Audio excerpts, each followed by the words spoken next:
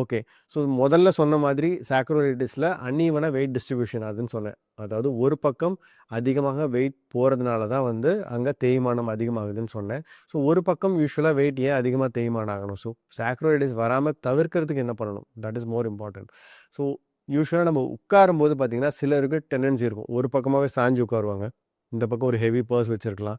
So ஒரு பக்கமாவே சாஞ்சு உட்காரும்போது என்ன ஆகுதுன்னா, அந்த லோட் டிஸ்ட்ரிபியூஷன் அன்ஈவனா போகுது. ஸோ அந்த பக்கம் சாக்ரோலியல் ஜாயிண்ட்டுக்கு அதிகமா வெயிட் போகுது. சில நாட்கள், சில வாரம் உட்கார்றதுனால சாக்ரோலிட்டிஸ் வரப்போறதில்ல. But long hours of sitting இருக்கு. ஃபியூ மந்த்ஸ் இல்ல ஃபியூ இயர்ஸாவே அந்த ஒரு ஆட்டிட்யூட் தான் உட்கார்றான் அப்படின்றபோது, அந்த ஒரு பக்கம் சாக்ரோலிட்டிஸ் ஜாயிண்ட்ல தேய்மானம் அதிகமாகும்.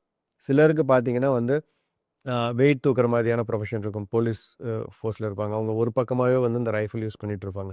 ஸோ ஒரு பக்கமாவே பேக் தூக்குறது, ஒரு பக்கமாவே வெயிட் தூக்குற மாதிரியான ஒரு ப்ரொஃபஷன்ல இருக்கீங்க. அந்த மாதிரியான உங்களுடைய டெய்லி ஆக்டிவிட்டீஸ் இருக்குன்னா, ப்ராபப்ளி அந்த பக்கம் வெயிட் அதிகமா இருக்கும். ஸோ அதில சாக்ரோலைட்டிஸ் வரலாம். ஸோ அவங்கலாம் வந்து பார்த்தீங்கன்னா, யூசுவலி அந்த நான் சொல்ற விஷயம் வந்து அந்த வெயிட் இத வந்து மாத்திட்டே இருங்கன்னு சொல்லுவோம். அதேமாரி ஷோல்டர் பேக்ஸ் யூஸ் பண்றவங்க டபுள் ஸ்ட்ராப்ஸ் யூஸ் பண்ணணும். ஒரே ஒரு ஸ்ட்ராப் யூஸ் பண்ணி எப்பவுமே ஒரு பக்கம் போட்டுட்டு இருக்கும்போது, அந்த பக்கம் வெயிட் டிஸ்ட்ரிபியூஷன் அதிகமாகுது.